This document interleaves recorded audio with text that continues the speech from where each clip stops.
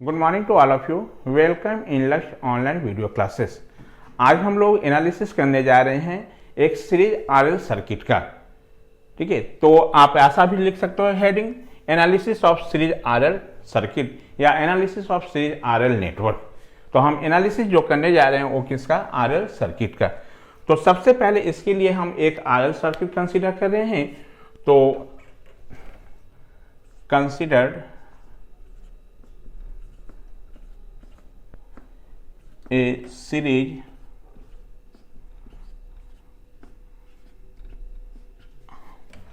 RL circuit is connected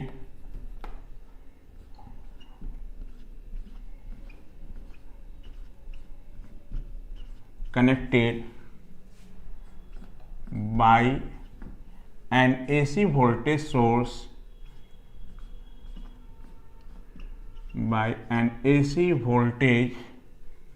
source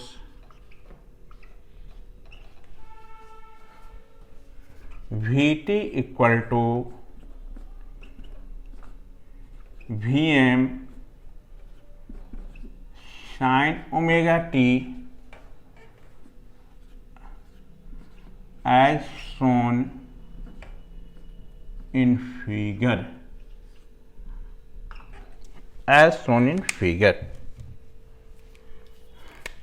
एक हम series RL circuit consider किए।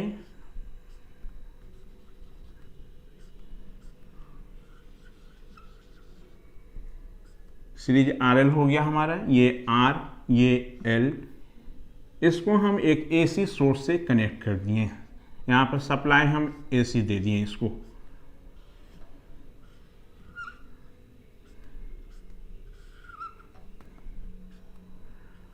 ये एसी का सिंबल हो गया हमारा और एसी सप्लाई दिए तो इसका वोल्टेज का वैल्यू Vt इक्वल टू कितना, Vm साइन ओमेगा टी।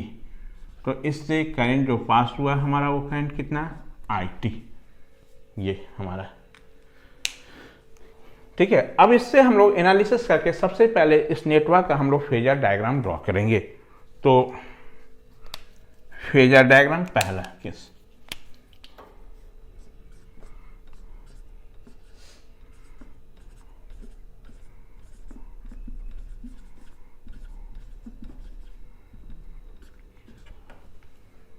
ठीक है। तो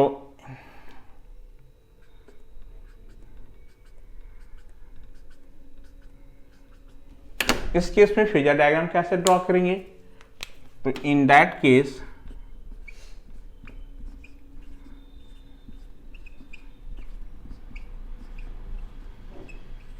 फेजर डायग्राम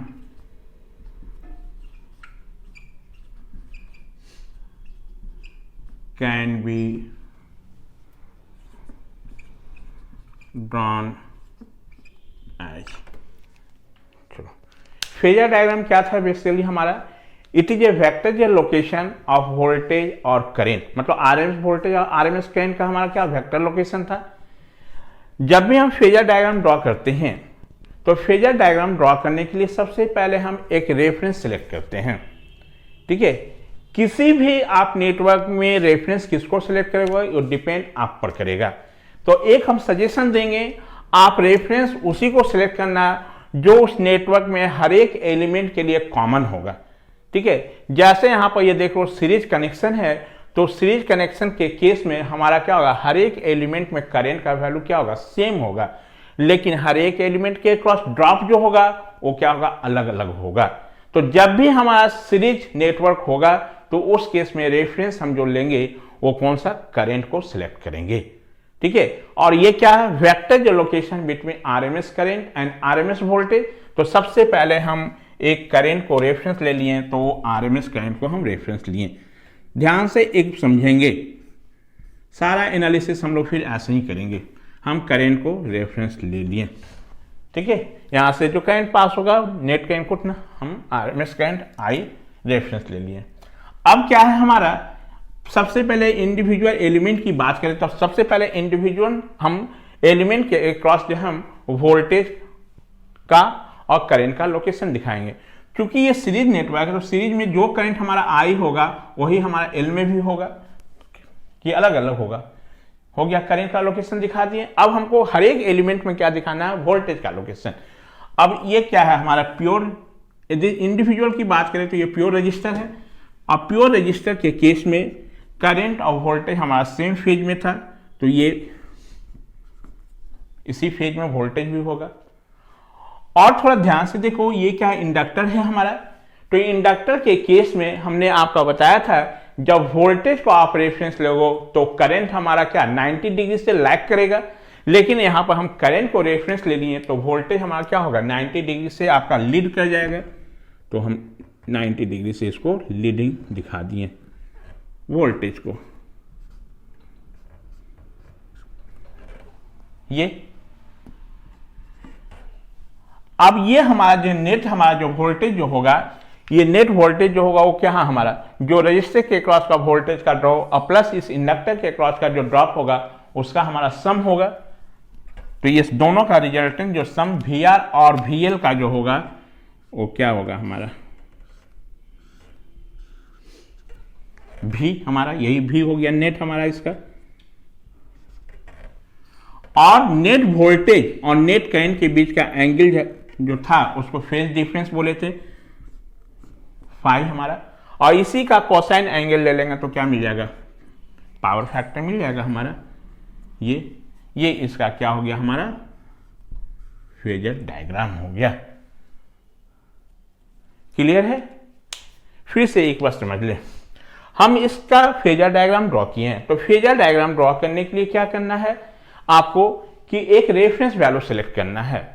रेफरेंस हम उसी को सिलेक्ट करेंगे जिस नेटवर्क का आप फेजर डायग्राम ड्रॉ कर रहे हो या जिस सर्किट का फेजर डायग्राम ड्रॉ कर रहे हो, उस सर्किट में जितने भी एलिमेंट है सबके क्रॉस जो हमारा कॉमन वैल्यू जो होगा, मतलब सब एलिमेंट के क्रॉस जो सेम होगा हमारा, उसी को हम ऑलवेज क्या लेंगे, रेफरेंस ले लेंगे। तो आपको सीरीज में हर एक एलिमेंट के क्रॉस करंट का वैल्यू सेम होगा, इसलिए हम क्या है करंट को रेफरेंस लिए हैं। ठीक है, जब आप करंट को रेफरेंस लोगे तो फेजर डायग्राम ड्रॉ करोगे तो इस समय हमको कौन सा आरएमएस करंट दिखाना है, क्या दिखाना है, आरएमएस करंट। देखो हम आरएमएस करंट को दिखा दिए। अब उसके बाद हर एक एलिमेंट में तो करंट हो गया हमारा दिखा दिए। अब हर एक एलिमेंट का हम क्या वोल्टेज का लोकेशन दिखाएं। तो ये प्योर रजिस्टर है, तो प्योर रजिस्टर के केस में आपको बताए थे जिस फेज में हमारा करंट होगा उसी डायरेक्शन में आपको क्या होगा वोल्टेज भी होगा। क्यों? क्योंकि वो दोनों के बीच का एंगल 0 डिग्री था, यानी सेम फेज में होगा। देखो जिस फेज में हमारा करंट है उसी फेज में वोल्टेज भी है हमारा, दिखा दिए। अब हमारा इंडक्टर के अक्रॉस, तो इंडक्टर का कंसेप्ट क्या था हमारा कि यदि आप वोल्टेज को रेफरेंस लिए थे तो करंट हमारा क्या था, लैगिंग था हमारा। यदि हम उल्टा कर दें, करंट को हम रेफरेंस लेंगे तो वोल्टेज क्या होगा, लीड करेगा। तो करंट को रेफरेंस लिए हुए हैं तो थोड़ा देखिए वोल्टेज क्या 90 डिग्री से लीड है हमारा। हम बताए थे कि आपको एंटी क्लॉकवाइज डायरेक्शन में जाएगा तो जो बाद वाला होगा वो पहले के रिस्पेक्ट में लीडिंग होगा हमारा, और यदि क्लॉकवाइज में मेजर करोगे तो क्लॉकवाइज वाला जो होगा वो थोड़ा देखो बाद वाला पहले के, ये क्या होगा क्लॉकवाइज में इधर जाओगे तो ये बाद होगा, ये पहले होगा हमारा, तो क्या होगा लैगिंग कहला जाएगा हमारा ये। तो ये इसका क्या हो गया फेजर डायग्राम। अब थोड़ा देखना, ये जो हमारा रजिस्टर के क्रॉस का ड्रॉप और ये इंडक्टर के क्रॉस का ड्रॉप जो होगा वही दोनों मिलके क्या होगा हमारा नेट वोल्टेज। तो हम ये दोनों का जो रिजल्टेंट हो गया वो क्या हुआ हमारा भी, हमारा ये फेजर डायग्राम इसका बन गया हमारा। अब थोड़ा देखो, यदि इस फेजर डायग्राम के से बात करें तो ये एक ट्रायंगल बन रहा है हमारा। इस ट्रायंगल में थोड़ा देखो तो हर एक जो हमारा आर्म्स जो है वो क्या वोल्टेज को रिप्रेजेंट कर रहा है। ठीक है, तो ऐसा triangle which can be form by voltage that is known as voltage triangle, उसको क्या हम लोग बोलेंगे वोल्टेज ट्रायंगल डायग्राम। तो यहां से हम नेक्स्ट में हम लोग फेजर डायग्राम बना चुके हैं, नेक्स्ट में हम वोल्टेज ट्रायंगल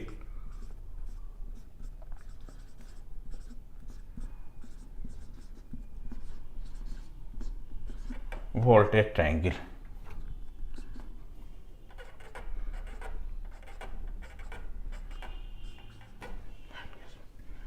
इस केस में यानी इन दैट केस कहने का मतलब in series RL network.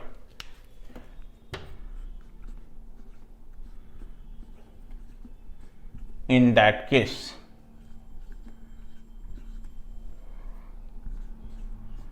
voltage triangle diagram is drawn as, ठीक है। इस वोल्टेज ट्रायंगल डायग्राम में जब ये ट्रायंगल थोड़ा बन रहा है तो ट्रायंगल का हर एक आर्म क्या है, वोल्टेज को रिप्रेजेंट कर रहा है। तो ऐसा जो triangle which can be form by जो voltage that is known as voltage triangle diagram. तो वोल्टेज ट्रायंगल डायग्राम जब बनेगा तो हमारा क्या होगा, ये वाला पोर्शन क्या हुआ, वी आर यहां पूरा, ये आर्म्स कौन सा है, वी एल, ये आर्म्स, और ये नेट हमारा क्या है,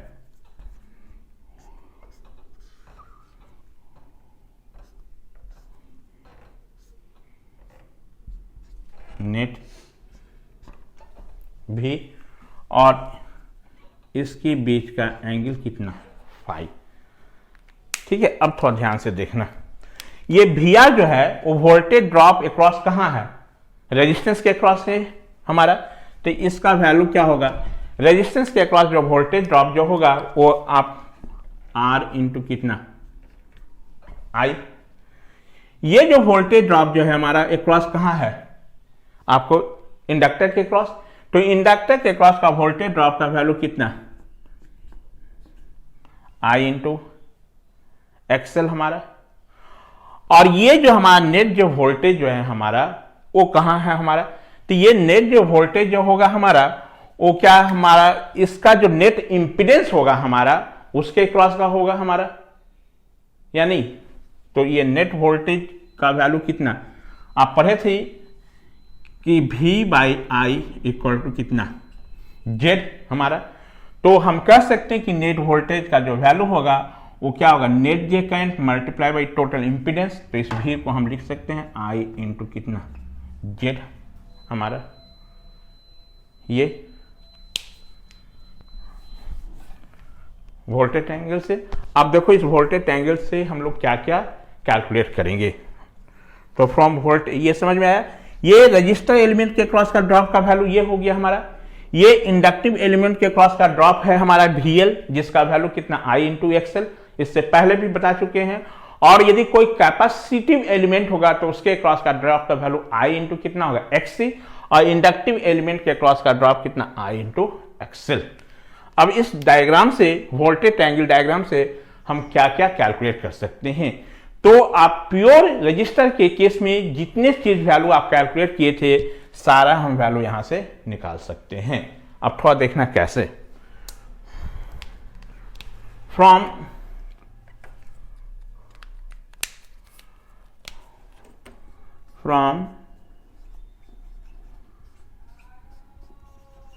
वोल्टेज ट्रायंगल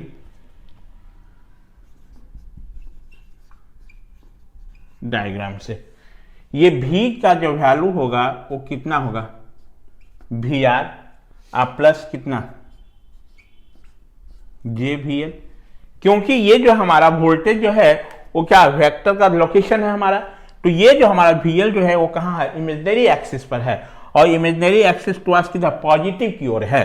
तो इसलिए हम लोग इसको क्या JVL लिख दिए। ये कॉम्प्लेक्स रिप्रेजेंटेशन है हमारा, ठीक है। तो इसलिए क्या इमेजिनरी एक्सिस के ऊपर है हमारा, जो आप पढ़े थे मैथ्स में इमेजिनरी को I से डिनोट किए थे, यहां पर हम लोग आपका नेटवर्क में, आपका इलेक्ट्रिकल के टर्म में हम इमेजिनरी को हम किस से डिनोट कर रहे हैं, J से कर रहे हैं, ठीक है। यहां याद रखना I स्क्वायर का वैल्यू क्या पढ़े थे, -1, यहां पर J स्क्वायर, वही I जो है हमारा J है, जो कि आपका क्या है ये। अब यहां पर देखो ये क्यों हो गया VR प्लस JVL, क्योंकि ये जो VL जो हमारा है ये एक्सिस है, रियल एक्सिस है, ये कहां पर, इमेजिनरी एक्सिस पर है। तो इमेजिनरी एक्सिस का हम लोग इतना वैल्यू लिख लिए। अब इसका वैल्यू हम पुट कर देते हैं।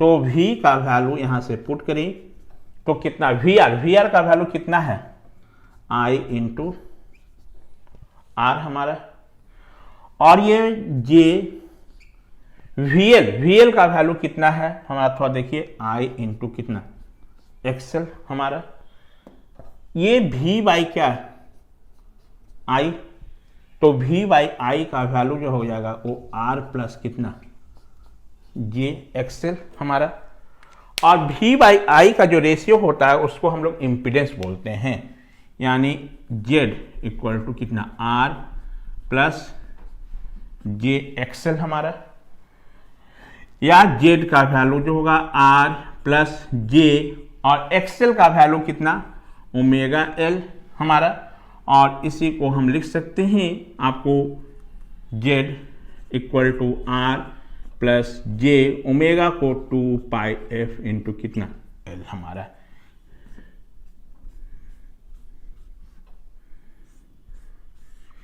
यानी कहने का मतलब क्या हो गया कि in case of series RL circuit the value of total impedance in terms of phasor, यानी ये क्या कॉम्प्लेक्स के फॉर्म में, यदि कॉम्प्लेक्स के फॉर्म में आपसे पूछे कि टोटल इंपीडेंस का वैल्यू आप सीरीज आरएल नेटवर्क का बताओ, तो क्या सीधे बोलिएगा जेड का value R plus J XL बोल दो, नहीं तो इसी को सिंप्लीफाई किए तो ये है हमारा।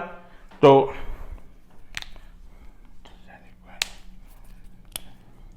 This is the required value of impedance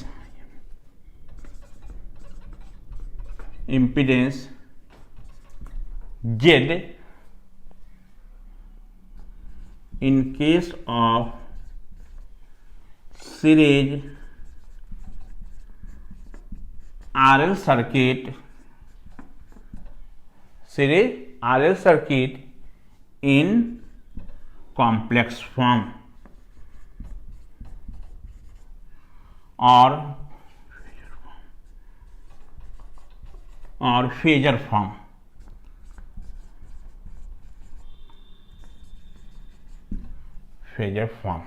आप ये भी लिख सकते हो हमारा, ठीक है। लेकिन यदि हम इन मैग्नीट्यूड के रूप में लिखें, इन मैग्नीट्यूड,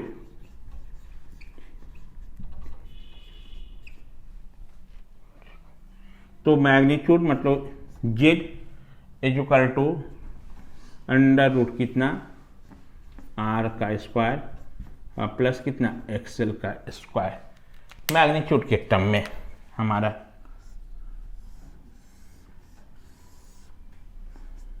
वेयर आपका एक्सएल, जिसको आप इंडक्टिव रिएक्टेंस बोले थे,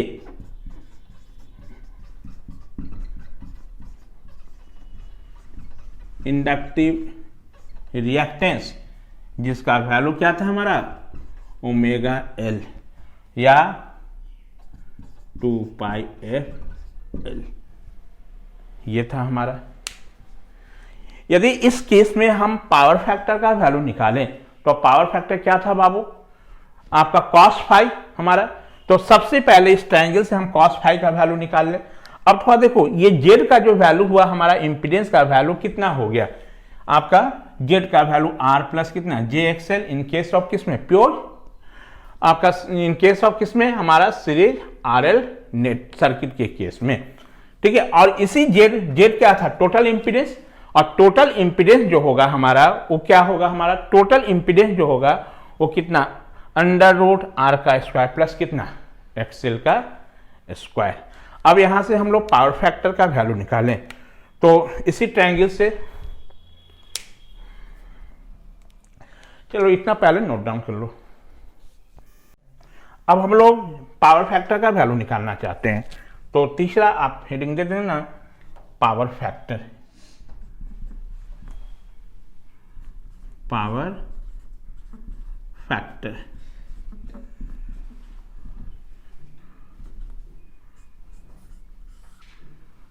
ठीक है, तो कहां से, इसी ट्रायंगल से हम चल रहे हैं, फ्रॉम वोल्टेज ट्रायंगल से, तो from voltage triangle diagram,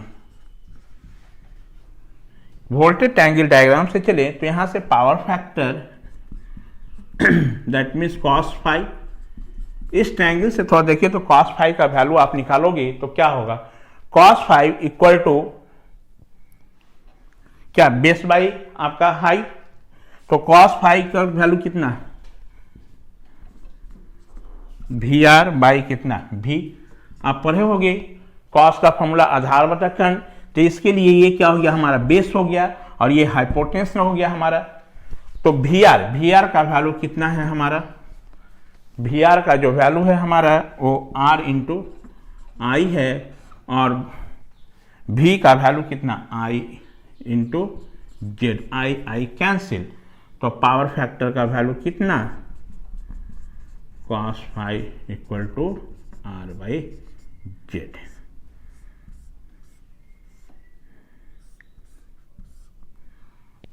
power factor का वैल्यू कितना हो गया, आर बाई जेड हो गया हमारा ये।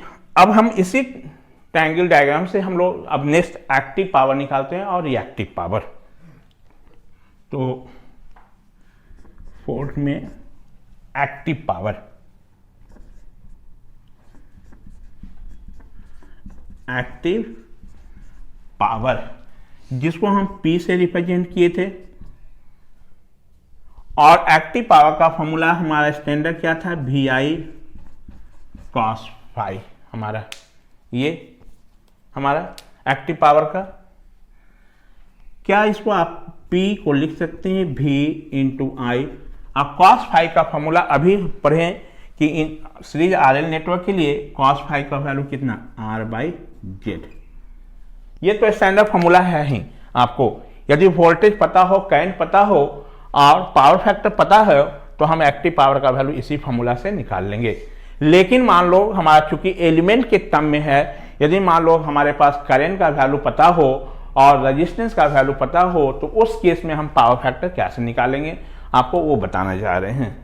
तो V इंटू आई, क्या इसको आप लिख सकते हो इतना, थोड़ा देखो तो ये जो हम लोग इम्पीडेंस जब निकाले थे तो Z का वैल्यू V बाई आई के बराबर था हमारा, तो इसको क्या आप V को लिख सकते हो I इंटू जेड हमारा, इसको हम लोग V को I into Z, I into I into I into R, अब बाई कितना जेड, जेड क्या हो गया कैंसिल, यानी P का वैल्यू कितना, आई स्क्वायर आर, इतना एक्टिव पावर का यूनिट क्या, वाट हमारा। अब रिमेंबर करो हमारा जो इस रेजिस्टेंस में हमारा जो पावर कंज्यूम हो रहा है उसी पावर को हम क्या बोल रहे हैं, एक्टिव पावर।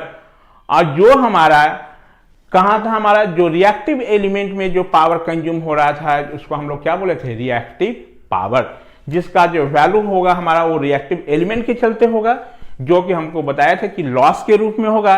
रिएक्टिव पावर को मेजर करने के लिए कोई मेजरिंग इंस्ट्रूमेंट नहीं है हमारा, हम लोग जो मेजर करते हैं वाटमीटर से वो हमारा कौन सा, एक्टिव पावर मेजर करते हैं।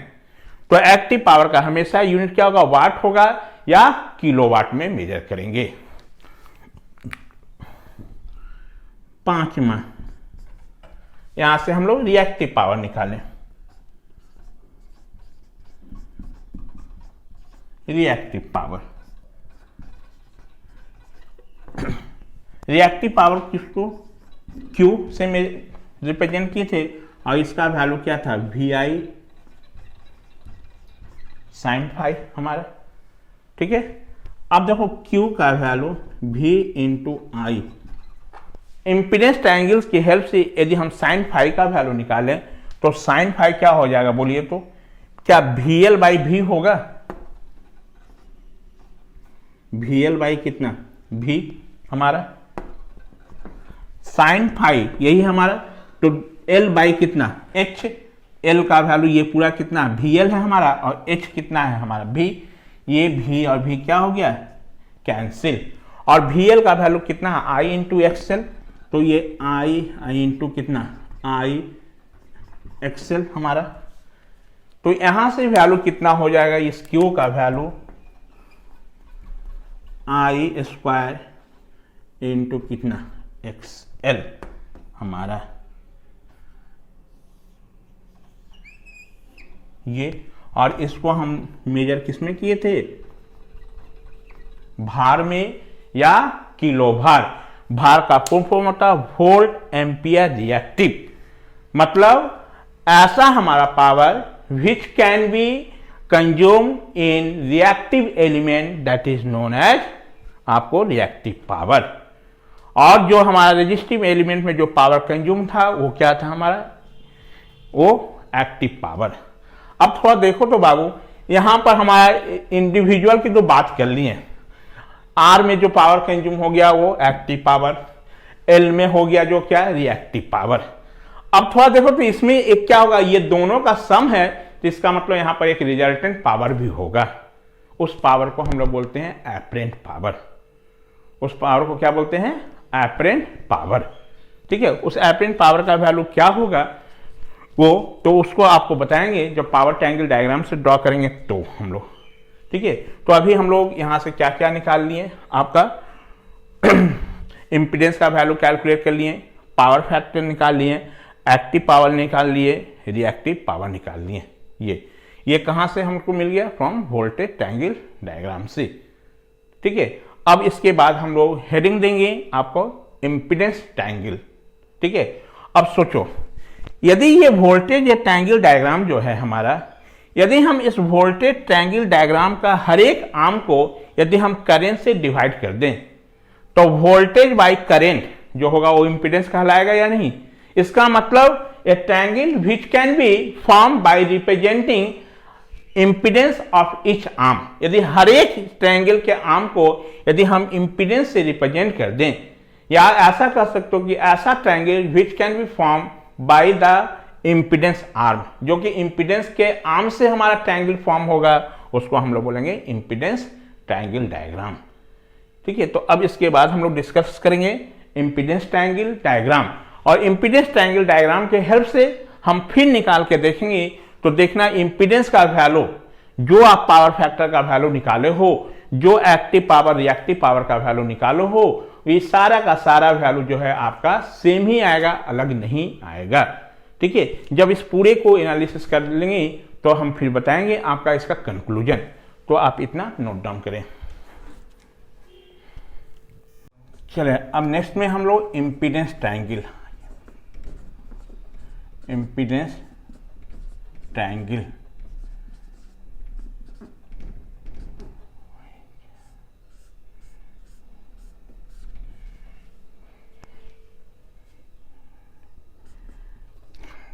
सबसे पहले in that case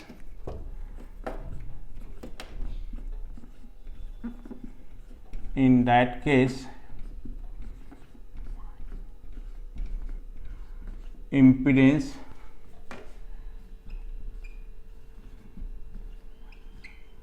triangle diagram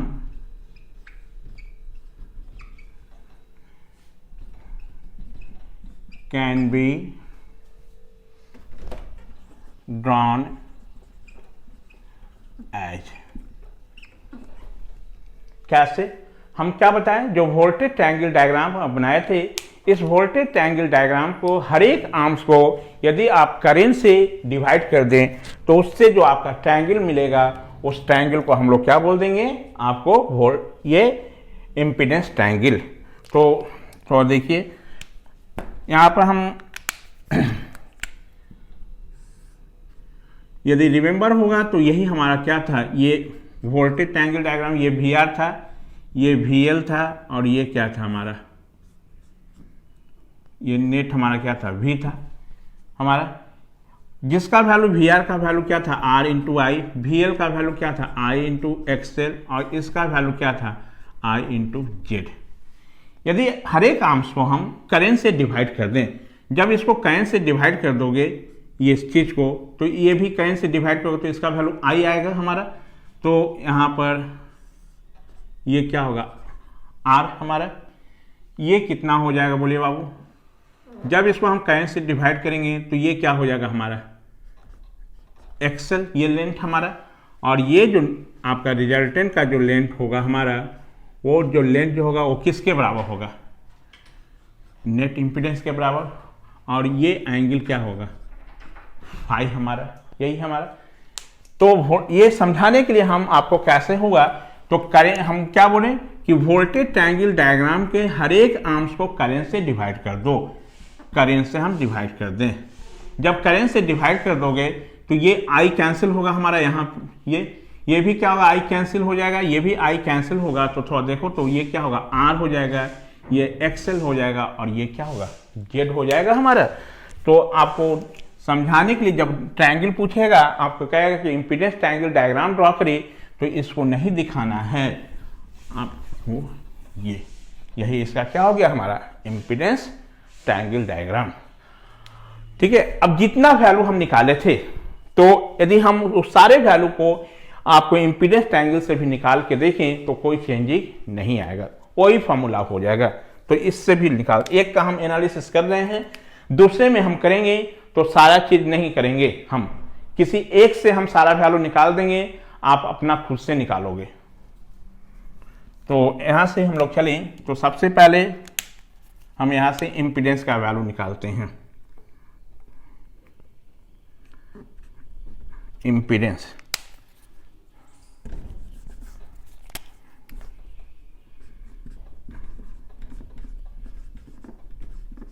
पहले हम इम्पीडेंस कैलकुलेट करते हैं। ठीक है, तो from impedance triangle diagram, from impedance triangle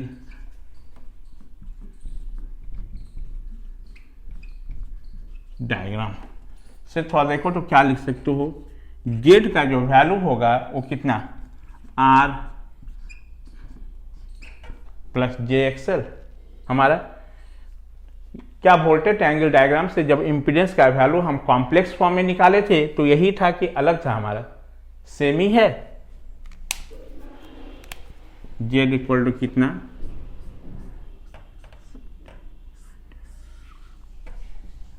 इतना, वेयर एक्सएल का वैल्यू कितना, ओमेगा एल या 2 पाई एफ इंटू एल हमारा। ये किस में हो गया, कॉम्प्लेक्स फॉर्म में। तो ब्रैकेट में कर लिख देते हैं in complex form.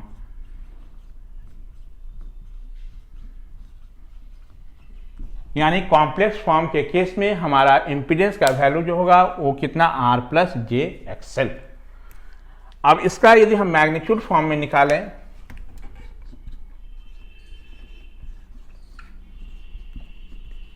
In magnitude form, तो मैग्नीट्यूड फॉर्म में जेड का वैल्यू जो हो जाएगा वो कितना, अंडर रूट आर का स्क्वायर प्लस एक्सएल का स्क्वायर हमारा। कभी कभी क्वेश्चन में क्या देता है, आरएल नेटवर्क दे देगा आपको और कहेगा इसका इंपीडेंस का वैल्यू निकालो इन टर्म्स ऑफ मैग्नीट्यूड, या इन टर्म्स ऑफ आपको बोलेगा कॉम्प्लेक्स के फॉर्म में निकालो। ठीक है, तो ये कॉम्प्लेक्स के फॉर्म में, ये हो गया मैग्नीट्यूड के टर्म में हमारा। इसके बाद हम लोग यहां से निकाले पावर फैक्टर, पावर फैक्टर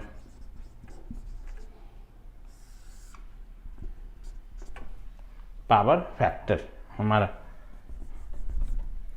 यदि आपको एग्जाम में एनालिसिस करने आए आरएल नेटवर्क का, तो आरएल नेटवर्क का एनालिसिस करने के लिए किसी ट्रायंगल से आप एक वैल्यू निकाल के दिखा देना, चाहे वोल्टेज ट्रायंगल से, चाहे इंपीडेंस ट्रायंगल से, चाहे पावर ट्रायंगल से। ठीक है, सबसे आपको निकालने की जरूरत नहीं है। तो पावर फैक्टर, तो यहां से थोड़ा देखो, यदि हम यहाँ इंपीडेंस ट्रायंगल्स की बात करें तो फ्रॉम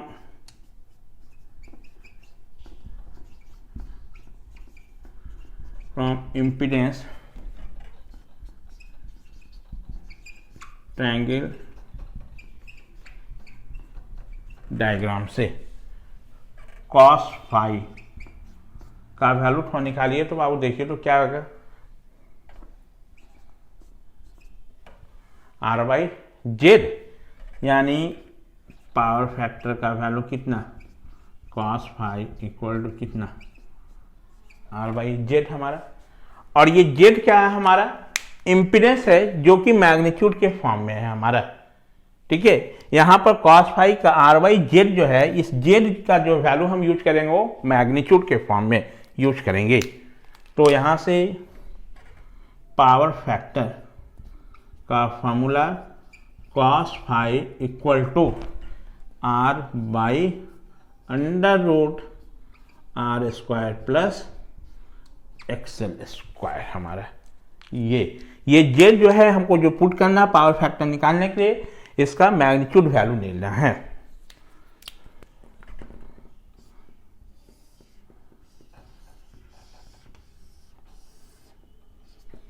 पावर फैक्टर निकल गया हमारा, एक्टिव पावर।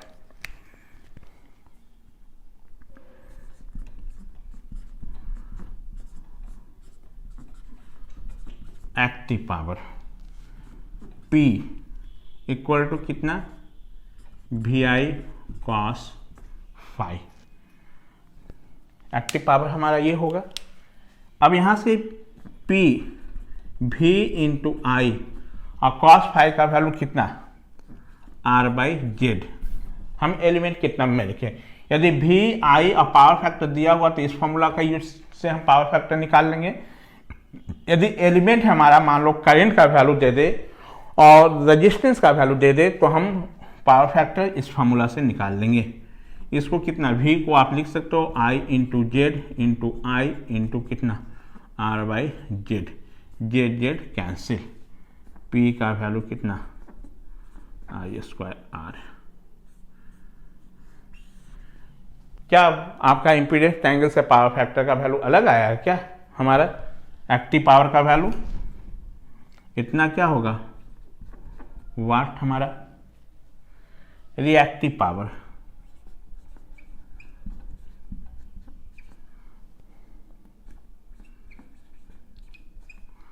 इसको हम Q से डिनोट कर रहे हैं, जिसका वैल्यू क्या था, वी आई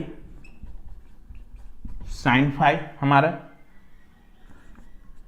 ट्रायंगल से यदि हम इम्पीडेंस ट्रायंगल से साइन फाइव का वैल्यू निकालें तो देखिए तो कितना, V इंटू आई साइन फाइव का वैल्यू कितना हो जाएगा, एक्सएल बाई हमारा जेड हमारा। और इसका वैल्यू थोड़ा देखो, V को हम लोग लिख सकते हैं I इंटू जेड इंटू आई। हमारा V को हम रिप्लेस कर दें I इंटू जेड इंटू हमारा कितना,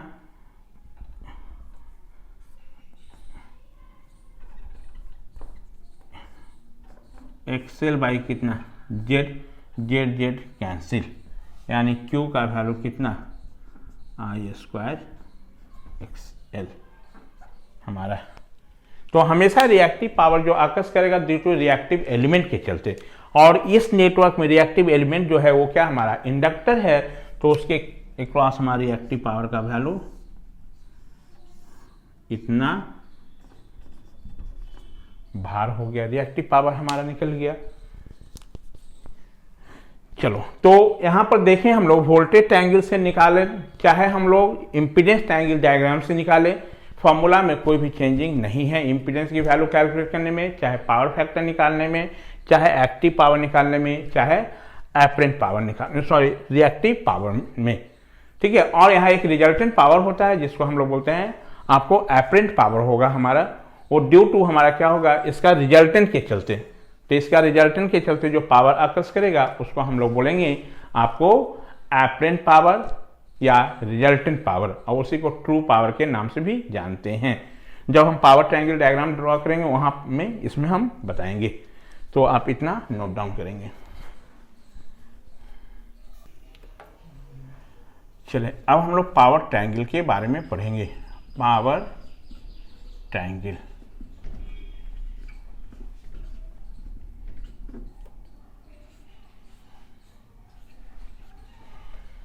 ठीक है, ऐसा हमारा ट्रायंगल जिसमें हर एक आर्म्स आपको पावर को रिप्रेजेंट करे, तो ऐसे ट्रायंगल को हम बोल देंगे पावर ट्रायंगल। ठीक है, तो पावर जो ट्रायंगल ऑब्टेन करने के लिए कहां से, अगेन हम फिर वोल्टेज ट्रायंगल को थोड़ा ध्यान में रखते हैं।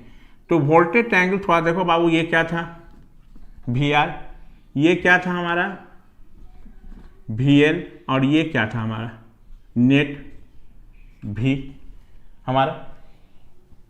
ठीक है, यदि हम वोल्टेज ट्रायंगल डायग्राम को हर एक आर्म को हम करेंट से मल्टीप्लाई कर दें, इसको भी करेंट से मल्टीप्लाई कर दिए, इसको भी हम करेंट से मल्टीप्लाई कर दें, तो इससे आपका जो ट्रायंगल बन गया वोल्टेज इंटू करंट क्या होगा, पावर, यानी हर एक आर्म्स आपको पावर को रिप्रेजेंट करेगा। अब थोड़ा देखो, पावर को रिप्रेजेंट करेगा तो ये वाला जो वैल्यू होगा वो क्या हो जाएगा हमारा, पावर अक्रॉस कहां, रेजिस्टिव एलिमेंट, ये आपका जो पावर हो जाएगा वो कहां पर होगा हमारा, तो ये जो पावर जो होगा हमारा वो क्या है, इस कॉइल के क्रॉस होगा हमारा, इंडक्टिव कॉइल के क्रॉस। तो हम याद करो, जो पावर हमारा रेजिस्टिव एलिमेंट के क्रॉस जो कंज्यूम हो रहा था उसको हम लोग एक्टिव पावर बोले थे। तो एक्टिव पावर को किससे, P से रिप्रेजेंट करेंगे, और हमारा रिएक्टिव एलिमेंट के क्रॉस जो पावर था वो क्या था हमारा, रिएक्टिव पावर। और ये एक्टिव पावर और रिएक्टिव पावर का जो रिजल्टेंट होगा हमारा, इसको हम लोग बोलते हैं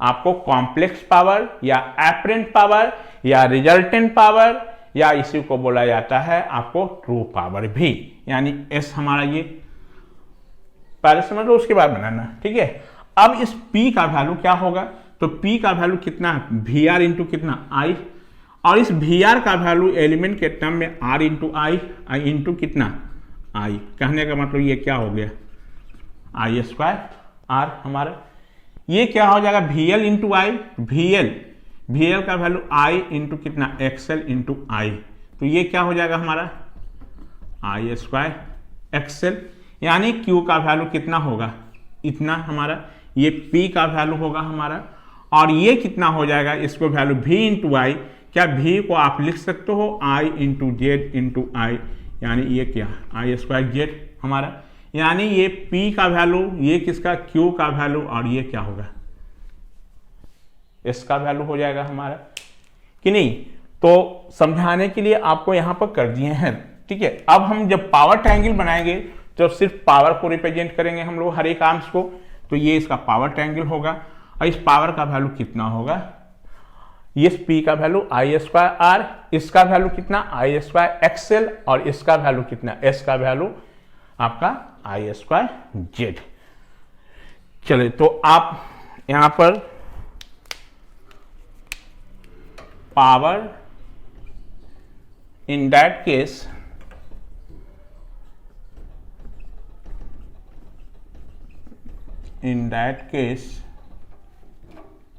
power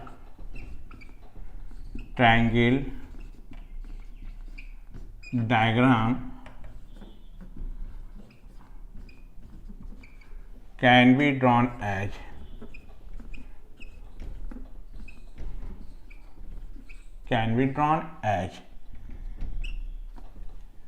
ठीक है।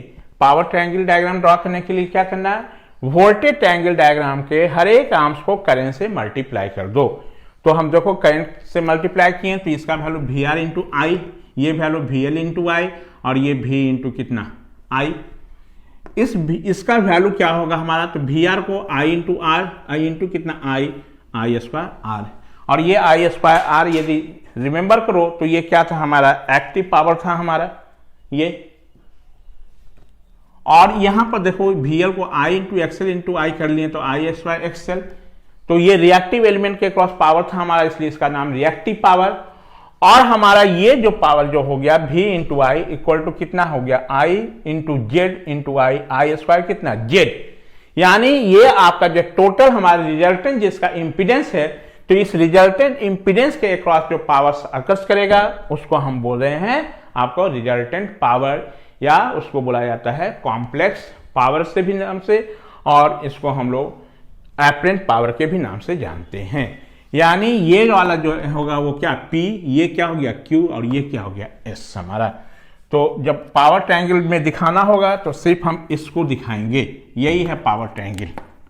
This is your power triangle diagram, power triangle diagram. ये ठीक है, ये आपको सिर्फ हम समझाने के लिए ये आपको यहां पर ये, और इसके बीच का एंगल कितना फाई, ये आपको नहीं दिखाना है, ये नहीं शो करना है, ये आपको शो क्या करना है इस डायग्राम को। लेकिन ये डायग्राम में कैसे हुआ हमारा, तो इस P का जो वैल्यू हुआ वो कितना, इस P का वैल्यू I²R, इस Q का वैल्यू I²XL, इसका वैल्यू I/Z। ये कैसे हुआ, तो इस चीज को आपको बताने के लिए यहाँ पर साइड में हम आपको समझा के यहाँ कर दिए हैं। ये क्लियर है, इसको शो नहीं करना है, रिमेंबर रखोगे पावर ट्रायंगल डायग्राम में इसको शो नहीं करना है। अब सारा रिजल्टेंट हम यहाँ से भी इम्पीडेंस का वैल्यू निकाल के देखें, सारा पावर का वैल्यू कैलकुलेट करके देखें, पावर फैक्टर देखें, देखते हैं क्या सेम ही आना चाहिए, अलग नहीं आना चाहिए, क्योंकि हम एनालिसिस कर रहे हैं। तो सबसे पहले यहां से हम इम्पीडेंस का वैल्यू निकालते हैं, तो हेडिंग दे देते हैं इम्पीडेंस। इम्पीडेंस हमारा ठीक है,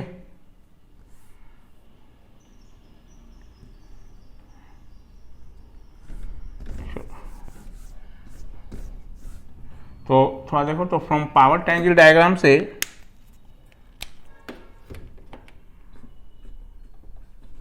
फ्रॉम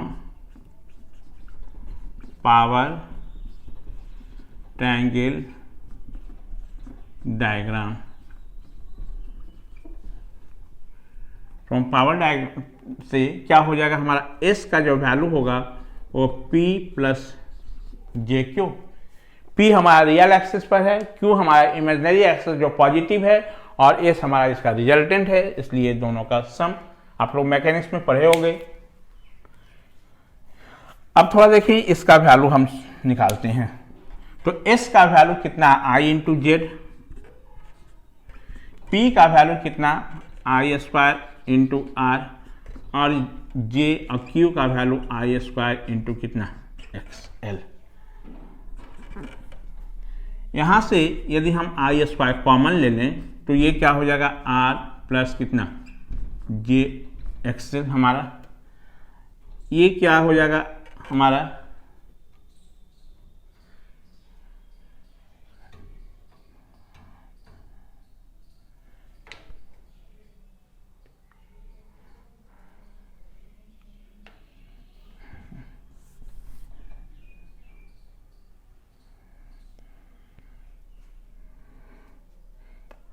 पावर ट्रायंगल डायग्राम से हम लोग निकाले, तो P का वैल्यू कितना हमारा आ गया इतना I² इतना, और ये देखो बाबू ये कितना I²Z है, ये कितना है I²Z, S का वैल्यू हमारा, ये S का वैल्यू कितना है यहाँ पर I²Z।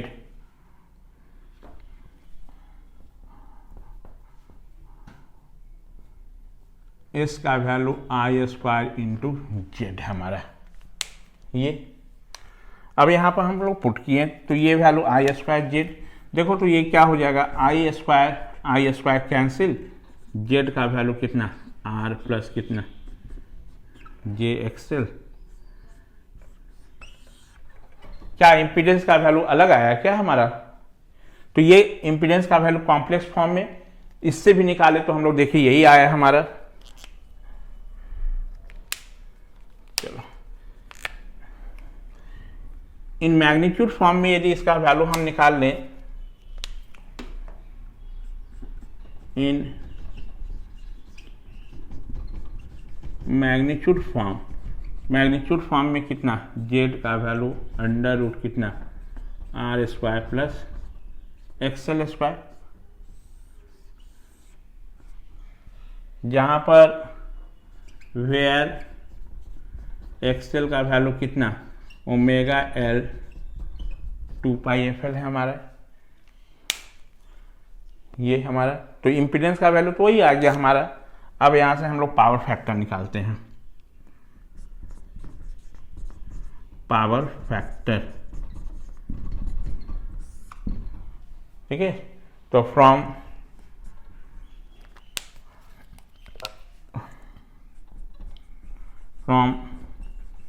पावर ट्रायंगल डायग्राम से, तो फ्रॉम पावर ट्रायंगल डायग्राम से यदि हम निकालें तो cos फाई का वैल्यू थोड़ा देखो तो बाबू कितना होगा हमारा, cos phi equal to P by कितना एस हमारा। ये यदि मान लो क्वेश्चन में कभी कभी दे देता है एक्टिव पावर का वैल्यू एपरेंट पावर का दे देगा तो हम इससे डायरेक्ट निकाल लेंगे, लेकिन यदि एलिमेंट के टर्म में होगा तो इस पी को आप आई स्क्वायर आर, आई इसको कितना आई स्क्वायर जेड, ये कैंसिल, क्या आ गया cos phi R by Z, यानी power factor cos phi equal to R by Z. ये हमारा हो गया पावर फैक्टर। यदि यहां से हम एक्टिव पावर रिएक्टिव पावर का वैल्यू निकाले तो क्या आएगा, active power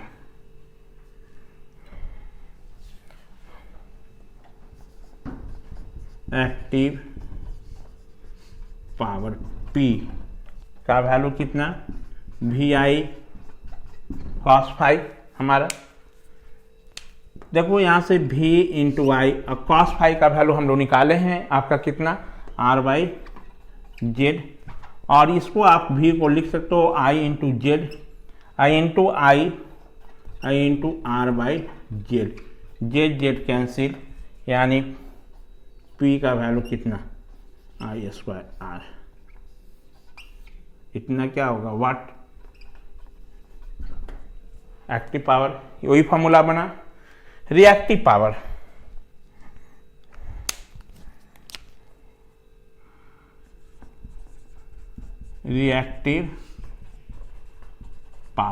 that is Q V I sine phi. तो रिएक्टिव पावर क्या था, ड्यू टू रिएक्टिव एलिमेंट, तो यहाँ पर रिएक्टिव एलिमेंट हमारा जो है वो क्या है, हमारा इंडक्टर है हमारा, इसके चलते, तो इसके चलते आपका आई स्क्वायर एक्सएल आना चाहिए। थोड़ा देख लो Q V I sine phi का वैल्यू यदि इस पावर ट्रायंगल के डायग्राम से हम निकालें तो साइन फाई कितना होगा, बोलिए sine phi equal to P by S होगा हमारा। और यहां से देखो v इंटू आई, अब p का वैल्यू हमारा कितना है आई स्क्वायर आर, ये आई स्क्वायर कितना जेड हमारा, ये आई स्क्वायर से I square cancel, q equal to v को हम लिख दें i into Z into I into R by कितना हमारा, सॉरी ये साइन फाई है ना जी, साइन फाई हमारा, तो साइन फाई का वैल्यू ये कितना हो जाएगा p का, सॉरी यहाँ से sine theta equal to Q by कितना s होगा, और q का value I square into XL हमारा, ये तो ये कितना हो गया हमारा, यहाँ पर v को हम i इंटू जेड इंटू आई, ये एक्सएल हमारा, ये अब बाई कितना आपका जेड जेड जेड कैंसिल, यानी q का वैल्यू कितना आई स्क्वायर एक्सएल, इतना क्या हो जाएगा भार। ये अब यहां पर एक पावर और है हमारा, वो क्या है, ये देखो s जो बोले थे हम लोग रिजल्टेंट पावर हमारा, तो यहां से s का वैल्यू क्या होगा हमारा, तो थोड़ा देखो तो इस पावर ट्रायंगल से यदि कहें तो s का value under root P square plus Q square होगा कि नहीं। चलो तो पहले इतना आप नोट डाउन कर लो।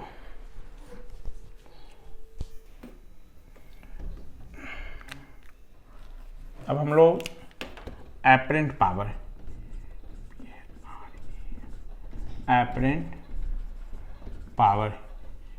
या इसको रिजल्टेंट पावर भी बोला जाता है, या आपको कॉम्प्लेक्स पावर के भी नाम से जानते हैं। एपरेंट पावर एस का वैल्यू हो सकता है under root P square plus Q square, थोड़ा ट्रायंगल से देख लो हमारा under root P square plus कितना हमारा क्यू स्क्वायर, एस का वैल्यू। अब इसमें हम पुट कर रहे हैं पी स्क्वायर कहने का मतलब कितना, आई स्क्वायर आर का होल स्क्वायर, और ये कितना आई स्क्वायर एक्सएल का होल स्क्वायर।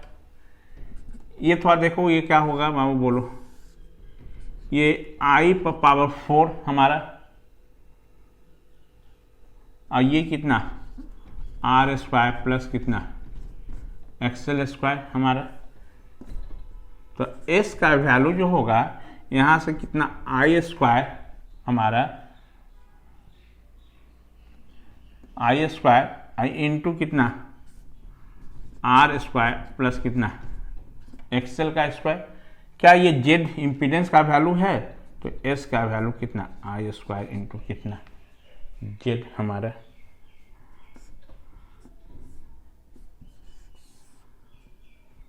ये हमारा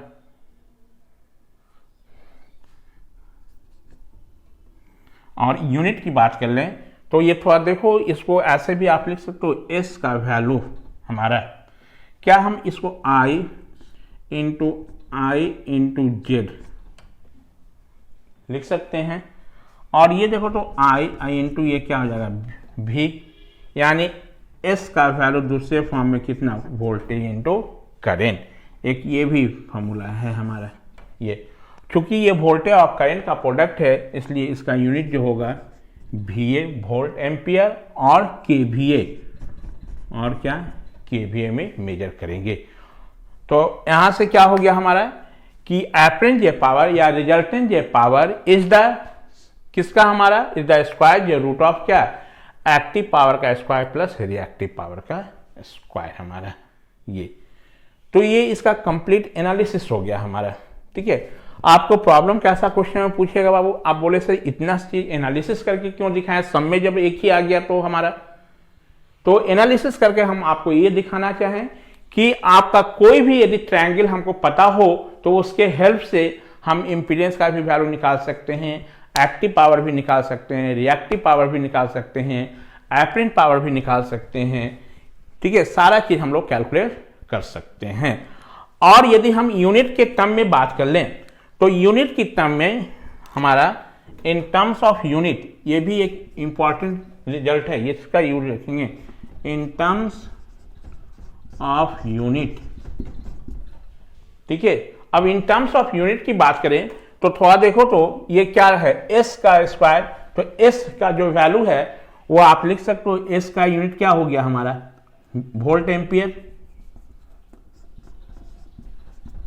ठीक है, अंडर रूट कितना पी स्क्वायर क्या है हमारा एक्टिव पावर था जिसका वाट का स्क्वायर प्लस क्यू हमारा रिएक्टिव पावर था जिसका क्या था भार का स्क्वायर। क्या इसको आप ऐसे भी लिख सकते हो VA का स्क्वायर इक्वल टू वाट का स्क्वायर अब प्लस कितना भार का स्क्वायर हमारा एक, या और एक ये भी रिलेशन रिमेंबर रखना काम देगा। और KVA का स्क्वायर यदि आपको मान लो इसको आप जो है एपरेंट पावर को KVA में मेजर करोगे तो ये KVA का स्क्वायर इक्वल टू ये क्या होगा KW का स्क्वायर किलोवाट का स्क्वायर आप प्लस कितना kVAR का स्क्वायर हमारा एक रिलेशन ये भी है हमारा। ठीक है, जहां किलोवाट kVAR का वैल्यू क्या होगा तो ये सारे क्वेश्चन हम लोग डिस्कस करेंगे तो उसमें ये बता देंगे आपको। ये तो ये पूरा एनालिसिस हो गया हमारा। ये क्वेश्चन आपका कैसा पूछा जाता है, एक नेटवर्क सीरीज RL नेटवर्क दे देगा, उससे कहेगा उसका इंपीडेंस का वैल्यू निकालो, पावर फैक्टर निकालो, एक्टिव पावर निकालो, रिएक्टिव पावर निकालो, एपरेंट पावर निकालो। ये अब हम लोग जब एनालिसिस आपको जब हम सीरीज RC का कराएंगे तो किसी एक ट्रायंगल के हेल्प से हम सारा वैल्यू निकाल लेंगे। ठीक है, वो हम सारा इंपीडेंस ट्रायंगल के हेल्प से निकालेंगे, सिमिलर करके हम सिर्फ उसका ट्रायंगल डायग्राम बना देंगे, सारा चीज कैलकुलेट नहीं करेंगे क्योंकि एक का एनालिसिस हम बता चुके हैं। आप सिमिलर करके यदि आपको जस्टिफाई करना है तो आप अपने से खुद से करेंगे। तो हम आपका नेक्स्ट क्लास में जो एनालिसिस आपको सीरीज आरसी नेटवर्क का कराएंगे, उस आरसी नेटवर्क का आपका इम्पीडेंस का जो वैल्यू, पावर फैक्टर का वैल्यू, टोटल जो पावर हमारा उसमें एक्टिव, रिएक्टिव, एपरेंट पावर, ये सारा चीज हम जो कैलकुलेट करके बताएंगे वो आपका सिर्फ एक ट्रायंगल से निकालेंगे। वो हम किससे निकालेंगे, आपको इम्पीडेंस ट्रायंगल डायग्राम से कैलकुलेट करके दिखा देंगे। आपको करना होगा तो आप सारे ट्रायंगल से बना के दिखा सकते हो। तो हम आपको भी सजेशन देंगे कि यदि एग्जाम में एनालिसिस आपको आ रहा है करने के लिए आरएल नेटवर्क का, चाहे आरसी का, चाहे आरएलसी का, ठीक है, तो आप ट्रायंगल तो सबका बना के दिखाना है, और इम्पीडेंस एनालिसिस करके हम वैल्यू जब निकालेंगे तो हम ऑलवेज इम्पीडेंस ट्रायंगल डायग्राम से ही सारा फॉर्मूला निकाल के दिखा देंगे। सबसे निकालने की जरूरत नहीं है, क्योंकि सबसे निकालोगे तो टाइम टेकिंग है हमारा, बहुत टाइम आपको लगेगा। सब में आपको फॉर्मूला, हम एक एनालिसिस कैसे हुआ इसलिए बताना चाहे तो सब निकाल दिए ये, ठीक है। तो नेक्स्ट क्लास में हम लोग एनालिसिस जो करेंगे वो सीरीज आरसी नेटवर्क का करेंगे, और फिर उस पर बेस्ड हम लोग न्यूमेरिकल सॉल्व करेंगे। Thank you.